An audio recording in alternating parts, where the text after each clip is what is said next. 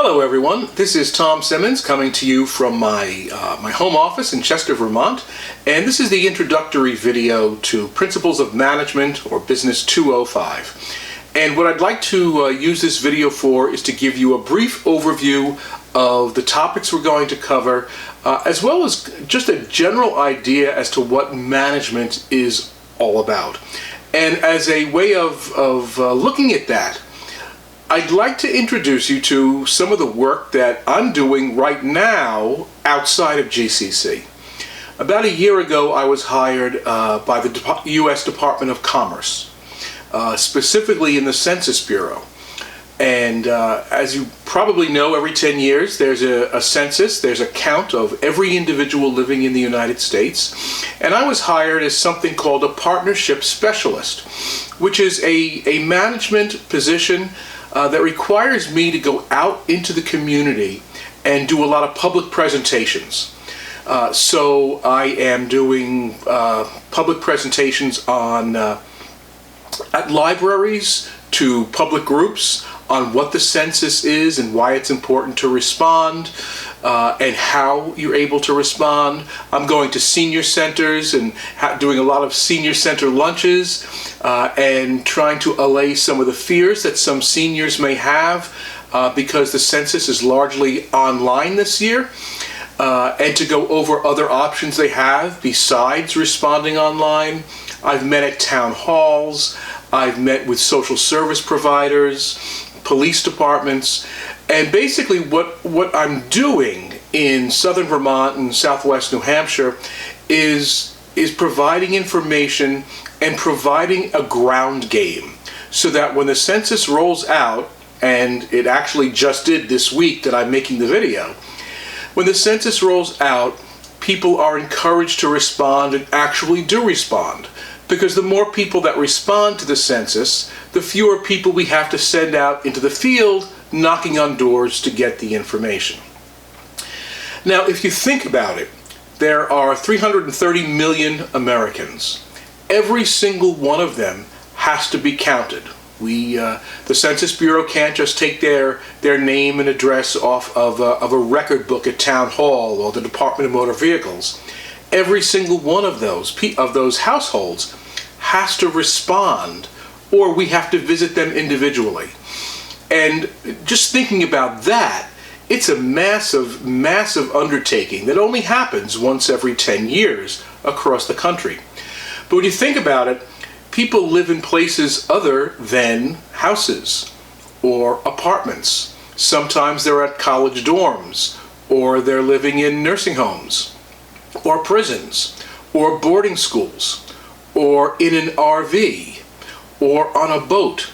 Maybe some of them are living on a cargo ship because they're merchant marines, or they're in a military barracks, or they're stationed overseas somewhere. There's an endless number of permutations of where people live and how to find them and how to count them and where to apply their statistics. And that doesn't even go into people who don't have a domicile at all, who are homeless, living on the streets or in tents or in subways. So this is an incredibly massive undertaking. Now, when you think about that, that requires management at numerous levels.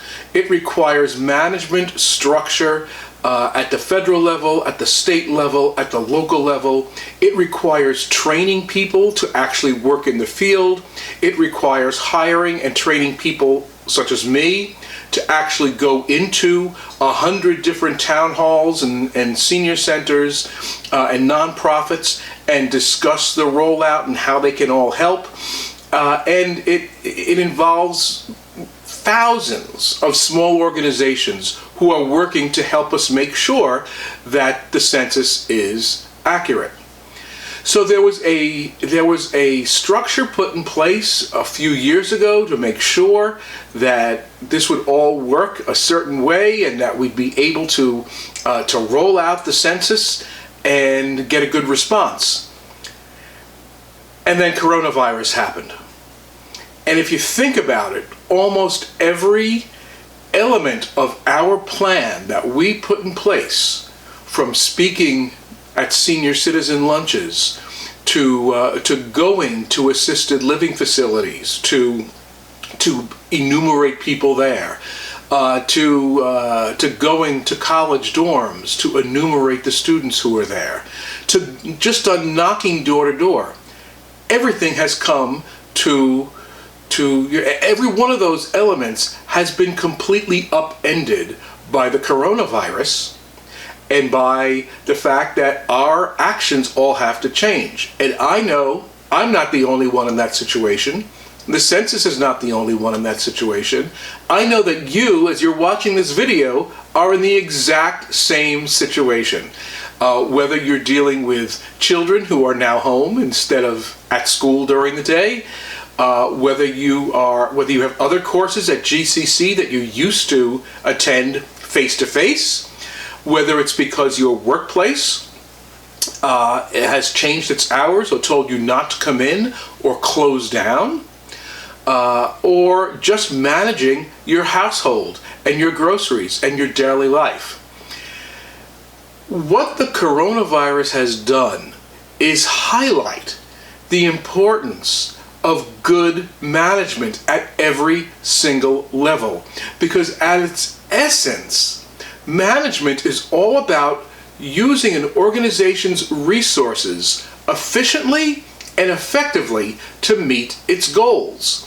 And we can have the greatest plans in the world to reach our goals, but then something like this happens and all bets are off. The manager's job is not to say, oh well, can't do it. There's no small business owner saying, oh, well, that's the end of my business, I'll just walk away now. The purpose of management is to look at the changes that are taking place in the world, look at the changes in the external environment, which is what coronavirus is, and make the changes, execute the changes that need to take place in the organization in order to survive and continue. So this is an incredibly timely course that you are taking right now. So I'd like to go over with you some of the topics that we're going to look at in just a short number of weeks, and there's a lot of them. So if you don't mind me using my notes so I don't forget anything, we're going to start by looking at the history of management and defining what management is. And that may not sound too exciting, but management has been around for as long as humankind has been. I mean, if you think of the building of the pyramids or Hadrian's Wall between England and Scotland, every human society applies management techniques. A group of Amish farmers coming together to raise a barn for a new neighbor. Those are management techniques that are at play. But as a separate academic field, management has only been studied and analyzed maybe for the last 150 years at most. And what I mean by that is that it's only in the last century or so that we have really looked at what are the principles involved here in designing and executing a plan and to reach a goal. So we're going to look at some of those approaches, because every one of them, in the grand scope of history, is a fairly recent development, and they're still valid, and we should still be using them today. Then we're going to look at the effects of the internal environment and the external environment on an organization's operations. By the internal environment, what we really mean is the corporate culture, or the organizational culture, for those of you who don't like the word corporate. The organizational culture is really the sense, the ambiance, the attitude, the atmosphere within the company. And in some organizations, it may be they may be very low key, and they may pass tasks around from one office to another, and no one is bothered by that. Whereas in another organization, being asked to do something outside of your normal line of work could be very upsetting and produce anxiety and conflict. So we'll look at the internal environment, but we also look at the external environment. And I opened up this video really by talking about a major change in the external environment, and that was the advent of this virus. But it could also be the advent of new technology. The advent of the internet made a major change to the external environment for a lot of businesses, and it put some businesses under. It created opportunities for others. It created new businesses. Your phone app, many of you, if you're younger than I, you have been raised with cell phones as the norm, and you might use Uber or Lyft or a meal delivery service frequently. I've never used them. This is a change to the external environment that management needs to be able to respond to moving forward, because it's what the future is. We'll then look at, given your internal culture and your external environment and changes taking place, how we strategize and how we plan and how we make decisions within the organization. And planning is a place where many organizations fall down, because they can sit in a room and brainstorm and come up with many great ideas, and we should do X, Y, Z, and wouldn't it be great if we changed our business to do things in this new way? But then they don't get past that. They just think it'll happen magically because they wish that it would happen. Management planning requires laying out the steps in excruciating detail of how you're going to change, how you're going to get there, who's going to undertake what steps to make that change, what research do we need, what resources do we need, what do we not even know about that we need to know before we can do this.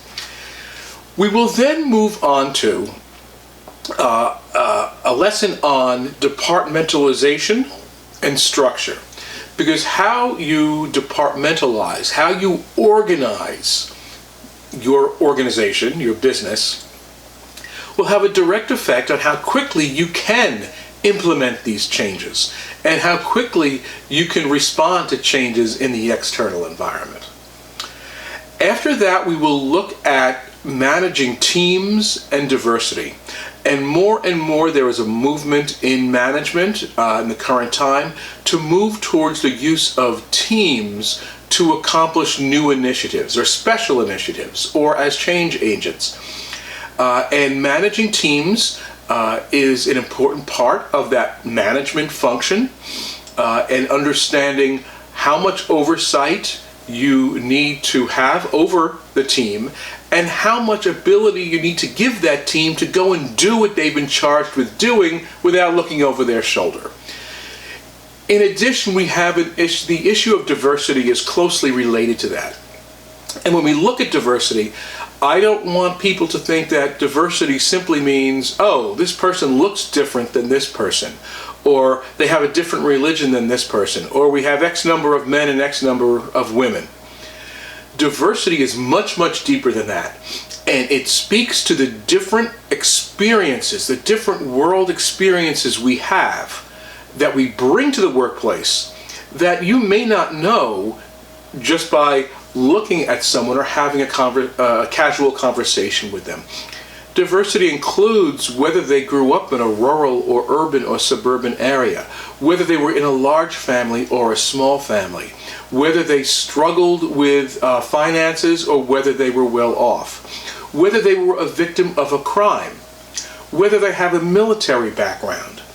There's many, many issues that feed into this broad umbrella of diversity, and everyone's life experience brings something new to the table. And on the one hand, that brings new perspectives and new ideas and fresh ways of looking at things. On the other hand, it also means that if you're not aware of the diversity within your midst, you may say something or do something in a way that seems entirely reasonable to you without realizing the negative impact it could be having on someone else. After we look at managing teams and diversity, we will wrap up the semester with our last lessons on motivation and leadership. How do we motivate our employees and the members of our organization to want to succeed, to want to do great things and provide great goods and services and feel good about what they're doing? How can we provide the leadership that helps people to work together rather than get involved in petty politics or disputes in the workplace? How can we move together as a team? So those are the broad categories that we're going to look at. We have a very little time to look at a wide variety of concepts in management. And I'm going to be posting a lot of text readings. I'll be posting videos.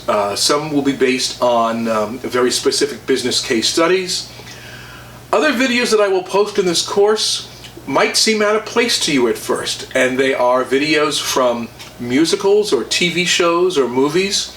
And the reason I post those is because often managers themselves and students can get very myopic when they're looking at management. They can get so laser focused on a management structure and a reporting line and an idea that they forget that we're dealing with people in a holistic world.